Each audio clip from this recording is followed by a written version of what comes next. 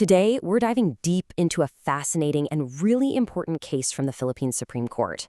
It's a story that starts with an international marriage, spirals into a foreign divorce, and then, well, it ends up creating a legal paradox that the courts had to untangle. Let's get right into it. You know a case is going to be interesting when the Supreme Court itself opens with a line like this. An ill-starred marriage? I mean, that sets the stage perfectly, right? This one sentence captures the entire drama. How on earth can a marriage that's already legally over still lead to a criminal lawsuit for infidelity? That was the big, unprecedented question. All right, first things first, let's lay out the facts. At the heart of this whole legal storm, we have two people, Imelda Pilapil, a Filipino citizen, and Eric Galing, a German national. Okay, now the timeline here is absolutely everything. So they get married in 79. By 83, he's already starting divorce proceedings back in his home country, Germany. That divorce becomes final in January of 1986. But here's the kicker. Look at that last date. 5 months after he is officially a divorced man, Galing flies to Manila and files 2 complaints for adultery against Pilapil. That one move is what sets this entire legal battle in motion. So this brings us to the core legal issue, which is really a paradox. You've got a man who is legally divorced under German law. He's single, yet he's showing up in a Philippine court trying to sue his now ex-wife for a crime that, by definition, can only be committed within a marriage. This created a huge, fundamental legal question for the court to figure out. And here is that question boiled down. Can you, as a foreign husband, get a divorce in your own country and then turn around and use the Philippine legal system to sue your former wife as if you were still her husband? I mean, does he still have the legal standing to even be in court as the offended spouse? The whole case hangs on the answer to this. Well, this question worked its way all the way up to the Supreme Court, and when they delivered their ruling, they were incredibly direct. There was absolutely no room for interpretation. That was it. A simple 2-letter word, no. The Supreme Court's answer was a huge, emphatic no.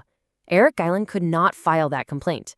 But as always, the real story, the part that sets a major precedent, is in the why.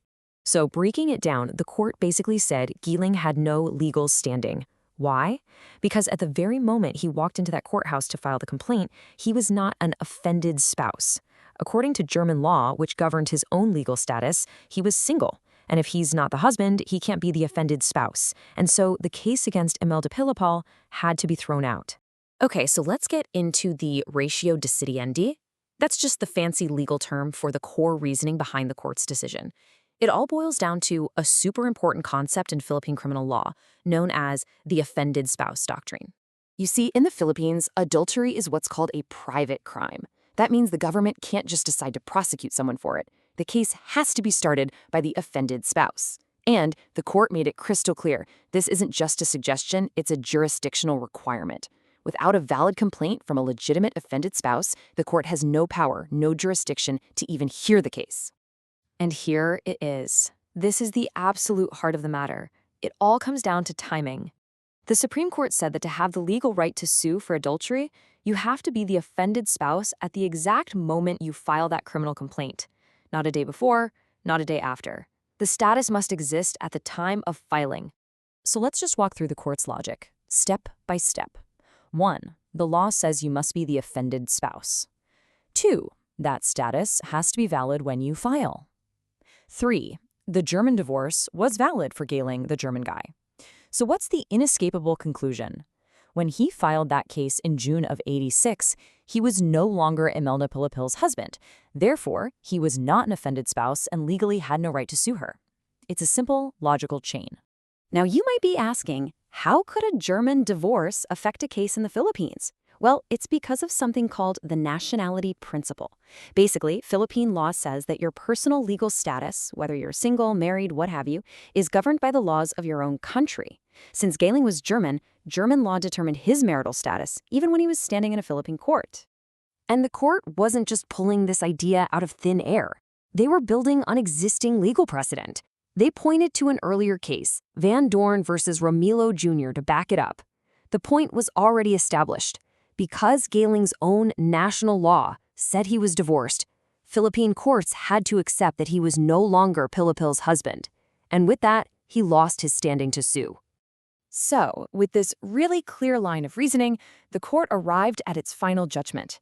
And this wasn't just about resolving this one messy situation. It was about setting a clear legal standard for the future. This table really just lays it all out perfectly. It doesn't matter that Geeling was married to Pilapil when the alleged acts of adultery happened. What matters for the purpose of the lawsuit is his status at the very moment he filed the complaint. And by then, as you can see, his status had changed from married to divorced. And that meant his legal capacity to sue just, poof, vanished. So let's recap the core legal principles, or doctrines, that this case really hammered into place. First, the offended spouse rule isn't optional, it's jurisdictional. Second, timing is everything. You have to be a spouse when you file. And third, a valid foreign divorce obtained by a foreigner severs the marriage bond, and with it, their right to sue for adultery in the Philippines. And so the final disposition, the official action from the Supreme Court, was straightforward. The complaint against Imelda Pilapil was dismissed. It was dismissed not because of guilt or innocence, but for lack of jurisdiction. The court simply had no power to hear it because the person who filed it had no legal right to do so in the first place. So why are we still talking about this case today? Well, for one, it perfectly clarifies who can file a private criminal complaint. But its biggest impact is probably this. It's shown a massive spotlight on a deeply unfair situation where a foreigner could get divorced and be single while their Filipino ex-spouse was still legally considered married. The logic in this very case helped pave the way for what would become Article 26 of the Family Code, which finally gave Filipinos the right to have a foreign divorce recognized, freeing them to remarry. And that really leaves us with a final thought, doesn't it? The case of Pilapil versus Somera was this incredible clash between different national laws, different family structures. It really forces us to ask, as our world gets smaller and more families cross borders, how do our legal systems, which are so rooted in national traditions, adapt and evolve to deliver justice?